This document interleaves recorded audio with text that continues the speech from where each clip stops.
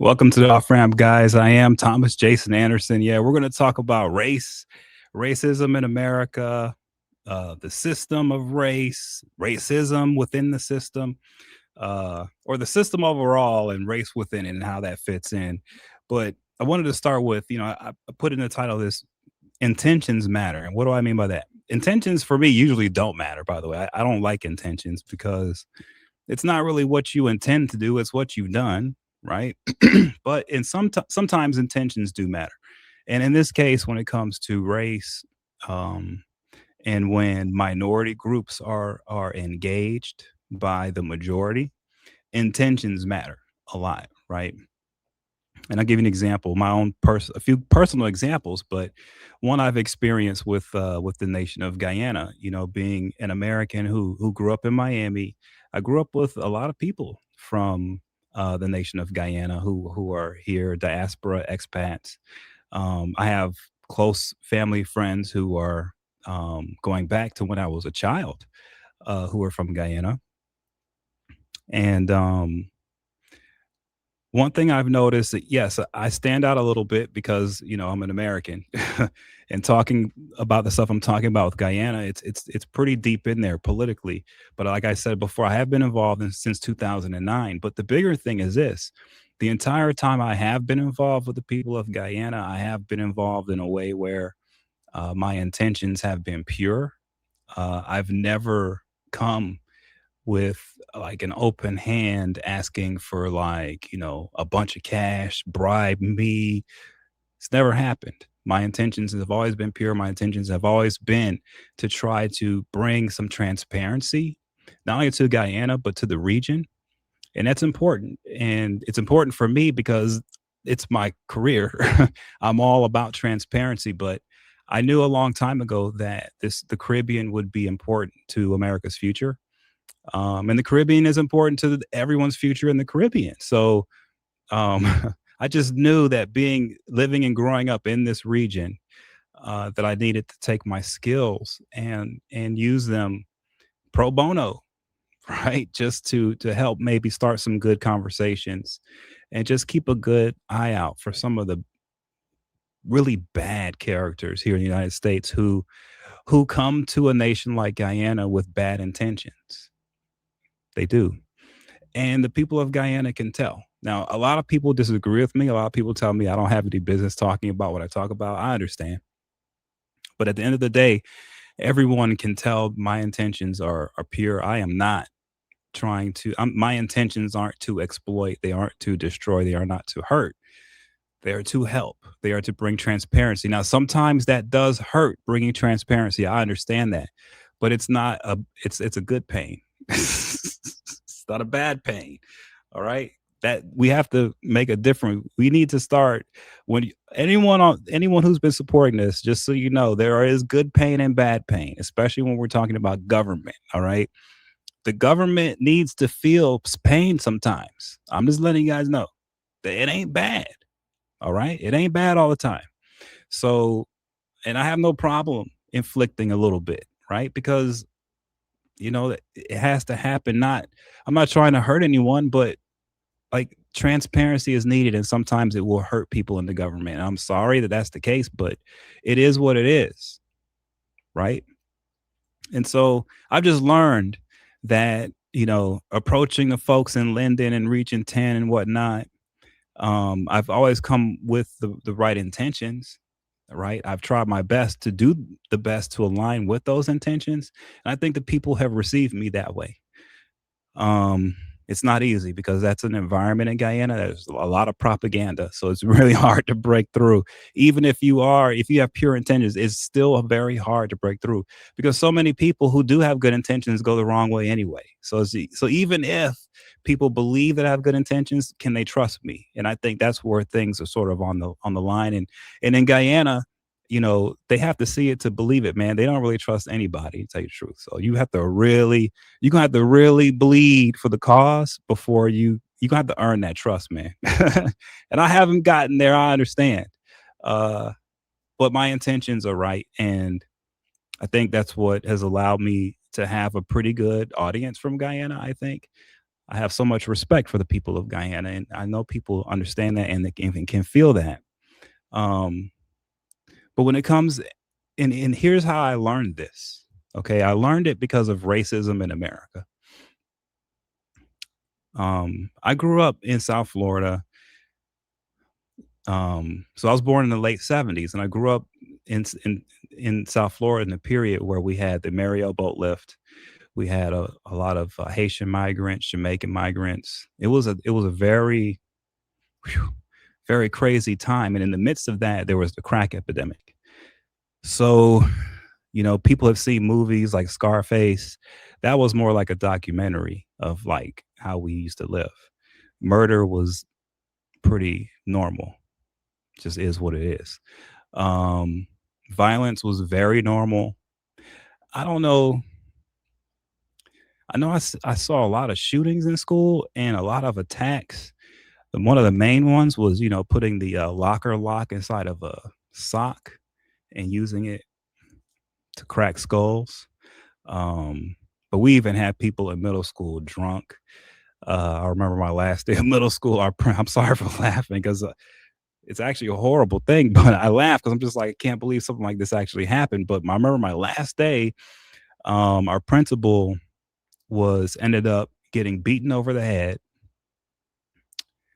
The resource officer's police car had his window shield smashed in because he was body slammed through the window shield. And both the resource officer and the principal were handcuffed to the flagpole while a bunch of people just tore the school up. So that's the type of environment that I grew up in.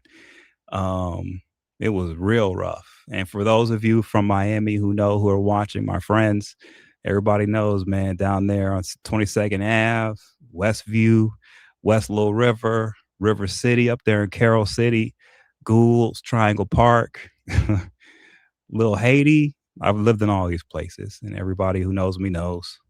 But it was rough back then. And what was interesting from my perspective, I had a little different perspective than most because my mother was white, and just no one else had a white mom. It just didn't happen. I can't remember another person with a white mom. There was one, my best friend in elementary school, a kid named Jeremy. He was a white kid, and his mom was white, and he lived with his stepdad in our neighborhood. So he was, but his father was white, so he was just a white boy, and so I was friends with him. But I ended up being friends with mostly Haitians and Jamaicans, Nicaraguans, of course, black people too, right? Everybody in my neighborhood. But in school, I had a lot of Haitian friends and stuff because I was really poor and my mom was white. So I kind of stood out a little bit. And so I kind of fit in more with the immigrants because back then, man, the Haitians had it hard. People look at the Zopound now, they're tough. There's a gang and there's tough guys in the streets. But when the Haitians were first coming over, like they were really, I don't think they were prepared for just how rough the streets of Miami were because a lot of the kids that we were meeting back then, they were actually pretty educated. They were really smart. Um, they were so kind-hearted and nice. Like it was we were surprised a little bit as kids back then that the Haitian kids were just so meek and respectful and kind that they were just they were really bullied. It was bad. And so I was friends with them all the time. For some reason I never got bullied. I don't know why. I just never did. But with that said, my mom never had problems either. She was white. As a matter of fact, we had a time like a thing around the Mariel boat lift time when we were pretty well off and we lived in a white neighborhood in Miami and they burned a cross in our yard. When I would walk to school, one of the neighbors would have his gate open and he had a huge gray pit bull. And then another girl who lived down the street was always like trying to get me in the corner and lifting up her skirt. So that's what was happening in the white community. And it was just so bad. that we had to leave. And when we lived in black communities, even though my mom was white, we never had a problem. And even though the communities we lived in, like I said, West Little River, um, Westview, River City within Carroll City. Everybody knows Carroll City was something, but River City within Carroll City, ask somebody about it. Ask somebody. Down in Goulds and Triangle Park, used to stay across the street from Chocolate City and Goulds. Ask somebody about it. Um, and all that time with a white mom who always had friends in the community, who never had a problem. And I finally figured out as I got older why she never had a problem. And my mom never had a problem because of her intentions. She was pure of heart, and she really loved everybody in the community. It didn't matter what skin color you were. And so the love came back to her. And so I picked that up from her. And it also taught me something about racism in America and racists, right? So there are a lot of people out here, racist white people like Nick Fuentes in the political space, who says he never wants to live with black people, that it would be a nightmare for him because they would rob him and beat him up and hurt him. Well, he sees it that way, and he may be correct. That could happen to him. And here's the reason why that could happen to him: because of his intentions. You know, black people, we have lived under so much exploitation for so long, generationally, that we know when you're not coming with the right intentions, we can feel it. And yeah, we're going to push back hard. So I think there's this little hidden secret in American society where so many white people believe that it's dangerous for them to be in black communities because it's violent and this and that. Well, if your intentions are bad, yeah, it could be real bad for you. But if your intentions are correct, you will be probably more safe in any black community around America than your average place, wherever you would go, some tourist location somewhere.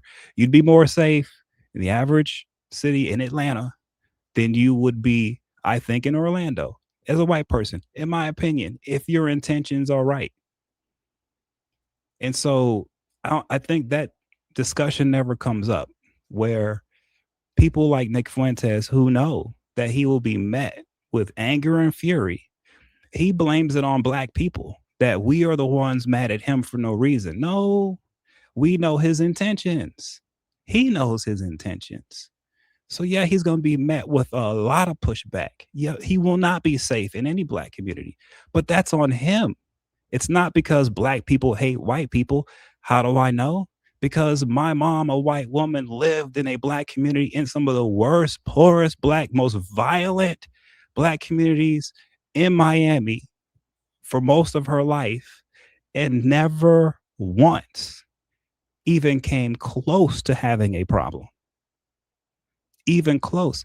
Not an argument, not a fight, not even a bad word. The worst thing they could say about my mom was my mom was from a German family, and she would, we didn't have cell phones back then. So, my God, she would come out of the front door. And if I'd be playing like, Nintendo at a friend's house, like a block away, she would just scream my name, like first, middle, and last name, and be like, come home and clean the kitchen right now. And I would be able to hear her a block away inside of a bedroom. And I'd have to run home and go clean, right? The worst complaint was, man, why is she always yelling? That was my fault, guys. I'm sorry, my past neighbor, she was always yelling because I always had chores to do and I was always sneaking out. And so she would yell. That was on me, guys. That was not her.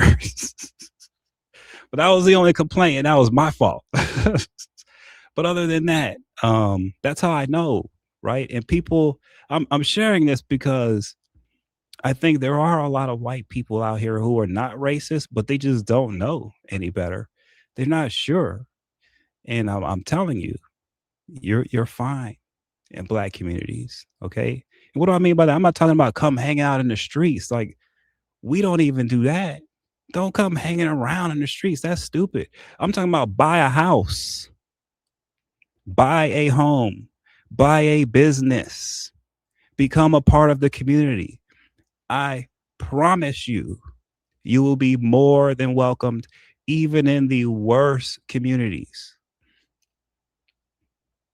Now, who has problems? If people complain, oh, the Koreans are always having problems. Well, they're coming into our communities, exploiting our communities with their stores. No, they're not. No, yes, they are. That's why they have problems. But if a Korean person were to go in LA and buy a house, unless you're in one of these neighborhoods where it's a gang problem with the Mexicans, you're fine. You're gonna be fine. The Crips in them, they're not gonna bother you in Los Angeles. They're going to welcome you. That's the black community. And I feel like we've been getting a really bad rap when we are the most welcoming community in America. America's a rough place, guys. It's a real rough place. But in this rough place, black communities are places of love. And we get the image pushed out that we're the places of violence. Not true. Oh, look at the numbers, look at the statistics. Okay, you can look at your numbers and statistics, but I can also say this, right? I can also say this. There's a lot of violence that's happening in white communities that isn't in the numbers and statistics that the mainstream media likes to point to. Violent crime, right? So for the mainstream media, they don't consider incest rape as violent crime. They don't. You never see that in any statistic. And yet, if you look at who's doing that, just take a look. It's not in the black communities. It is not.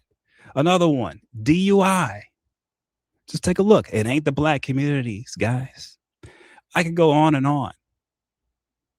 Domestic violence. I could just go on and on and on and on. Okay. There are different types of violence that happen in white communities. And don't lie and pretend it doesn't happen, man. Y'all are good at keeping it on the down low. How do I know? My mom's white. I have a white family. Trust me when I tell you, the white culture is very good at hiding their misdeeds, at hiding their blemishes. You will never see in any statistics for violence in the country, you're never going to see anything about incest or rape of family member. You're never going to see it. And yet, guess what? Even though it's not happening as much as like people having their purses stolen from them, every time it does happen, the impact is just mind blowing. And so the crimes that impact people the most for the longest, that have an impact on generations, on multiple people, right? Those aren't even counted as statistics. Instead, they want to talk. The main statistics are the stuff that you will find in the black community. So the idea out here is, oh, it's only violent in the black community. No, it's just different kind of crime. But there's crime happening everywhere, and the just counting the number of incidences is not a good measurement of what kind of crime is going on.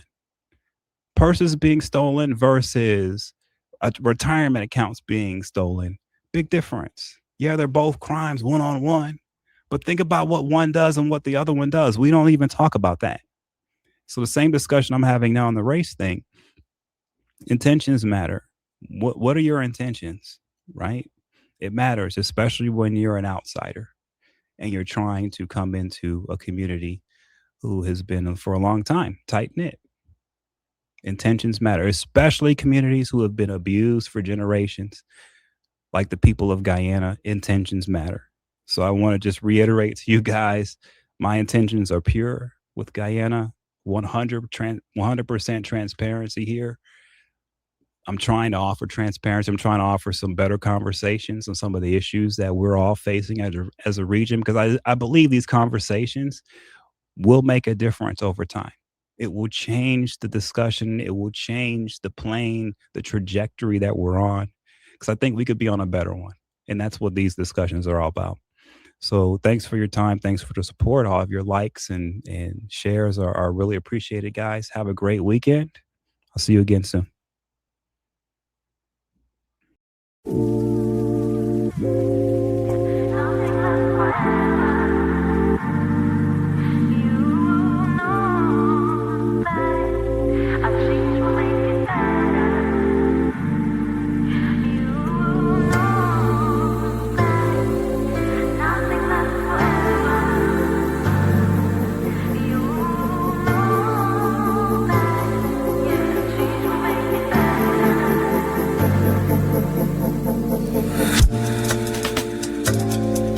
Now I'ma put it down like that. I'm leaving, I ain't coming back. You don't like the way I act anyway. You really don't have to react. Don't try to change my mind, in fact. Honey, I've already packed all my stuff. We're no longer kids, let's move on. And you are not my kid, so I'm done. Please don't make me pull my gun. Sorry boy, I can't be the one. You know it, yeah. Nothing lasts forever. You know that a change will make it better. You know that nothing lasts forever. You know that, yeah, change will make it better.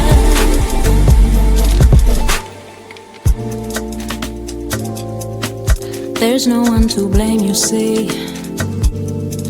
Maybe we're not meant to be. There are plenty more fish in the sea anyway. Every day's a different thing, so I'm not into wedding rings. It ain't personal, it's the way I think. Yeah. You know it, nothing lasts forever. And you know